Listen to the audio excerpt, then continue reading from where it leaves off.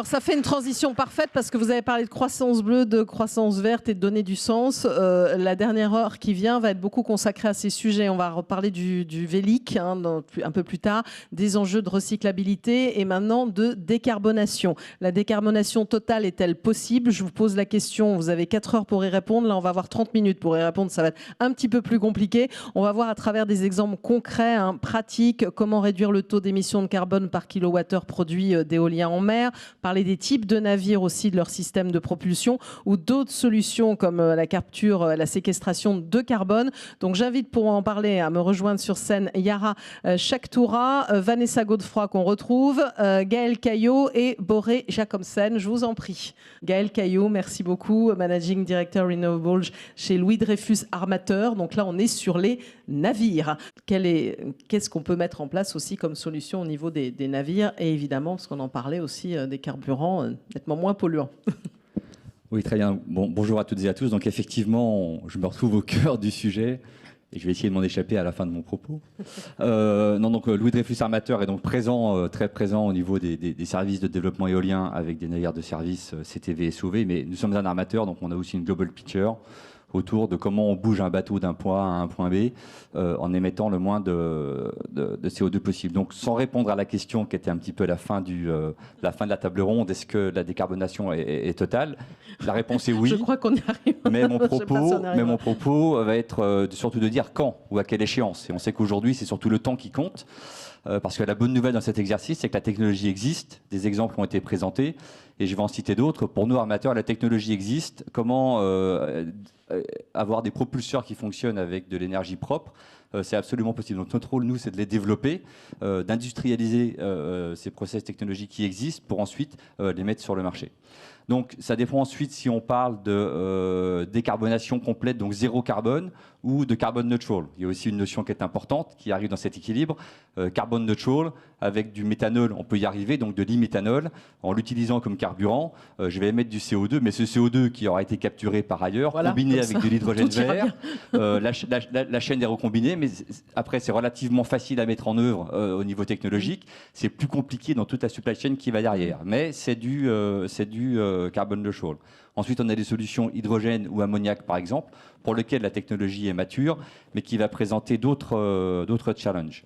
Alors, ces challenges sont les suivants. Le premier, c'est que, comme ça a été évoqué à quelques occasions, livrer des équipements qui soient compatibles avec ces technologies va arriver avec un incrément de coût par rapport à ce qui se fait aujourd'hui. Et donc pour ça, pour que nous on y arrive, on a besoin d'un support quelque part, soit des donneurs d'ordre en disant je suis prêt à payer cet incrément, mais ça on commence à le voir, les donneurs d'ordre comme ceux qu'il y a avec nous aujourd'hui, et cette catégorie dit clairement dans les appels d'offres qui nous envoient, je veux maintenant des options relativement claires et précises sur la façon dont vous allez dans les 5 à 10 ans à venir mettre en œuvre ces solutions pour que cette partie de mon scope 3, parce que le scope 2 chez moi c'est le scope 3 de mes clients, et il faut garder ça en tête, l'ensemble des acteurs de cette chaîne. C'est tous ceux qui sont autour, finalement c'est tous les fournisseurs, c'est pas uniquement l'entreprise qui s'engage, il faut le repréciser peut-être pour certains qui ne connaîtraient pas les notions de scope 3. Et je vais y venir, donc ça fait partie de cette chaîne, et donc si quelqu'un accepte cet incrément de coût, donc nos clients ou des gouvernements, à ce moment-là on pourra y arriver. Le deuxième challenge auquel on fait face, c'est la maturité des technologies pour savoir celle qui prendra le lead, sachant que, et comme on le voit déjà dans l'ensemble des sujets de décarbonation, l'éolien est un point incontournable. Par contre, je pense que faire que de l'éolien, c'est pas faisable. On peut pas oublier le solaire. Je pense même qu'on peut pas oublier le nucléaire. Désolé si je choque certains, mais en termes de balance énergétique, de capacité technologique, c'est un tout. Et je pense que pour nous, en termes de technologie purement sur les carburants, c'est aussi un tout. Aujourd'hui, si on fait un choix technologique qui s'avère dans 10 ans ne pas être successful, c'est un gros risque pour nous. Ce qui m'amène au troisième élément, c'est l'ensemble de la supply chain.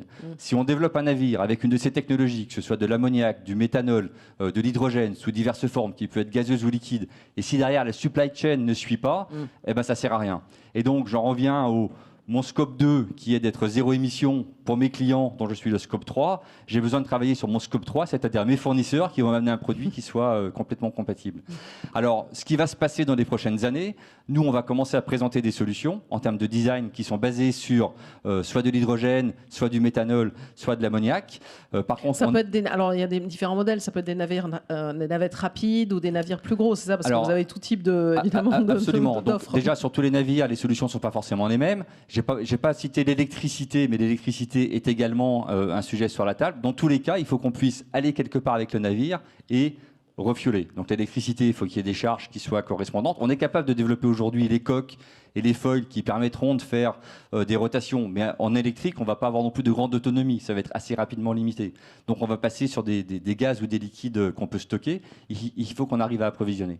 Et donc juste dans la séquence, aujourd'hui, ce qui est très mature, c'est tous les moteurs à combustion interne qui vont être dual fuel. Donc ça, en transition, pour nous, des marins et des navires, c'est relativement facile. Par contre, le rendement de ces éléments est moins bon qu'une pile à combustible, par exemple. Mais la pile à combustible et toute la chaîne qu'il faut mettre en œuvre en termes de certification prendra encore un petit peu plus de temps. Mais je pense qu'entre 5 et 10 ans de maintenant, on verra naviguer sur les eaux, et je pense que l'éolien sera en avance par rapport au shipping en général. On va commencer à voir naviguer des navires qui sont soit neutres en émissions, soit zéro émission.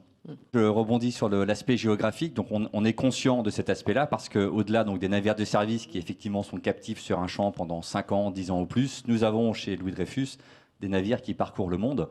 Et là-dessus, 2 commentaires. Le premier, c'est que l'intérêt, donc, dans un premier temps, de la technologie de moteur dual fuel, c'est qu'on peut mettre de l'e-méthanol en Europe, par exemple, et on peut repasser sur du diesel dans un endroit du monde où le méthanol n'est pas disponible. Donc on n'est pas super efficace, mais c'est déjà beaucoup mieux que rien. Et si la chaîne ensuite continue à se développer, il y aura du méthanol partout. Et le deuxième élément, c'est qu'en pouvant justement avoir la chance de fournir des services sur des champs captifs, ça nous permet d'aider à l'accélération de la maturité technologique, dont on peut espérer ensuite qu'elle soit déployable beaucoup plus facilement sur des navires, que ce soit des navires, des tankers, des vraquiers ou des choses comme ça. Sachant que nos camarades qui font ces activités commencent également sur les lignes à mettre des navires de ce type. Donc je pense qu'on peut être précurseur et faciliter le fait que toute cette chaîne technologique au niveau du transport maritime mûrisse pour justement exporter ce qu'on aura pu développer dans des zones entre guillemets privilégiées vers le reste du monde. Merci beaucoup. Merci beaucoup à tous les 4 pour votre intervention sur cette table ronde. Thank you very much.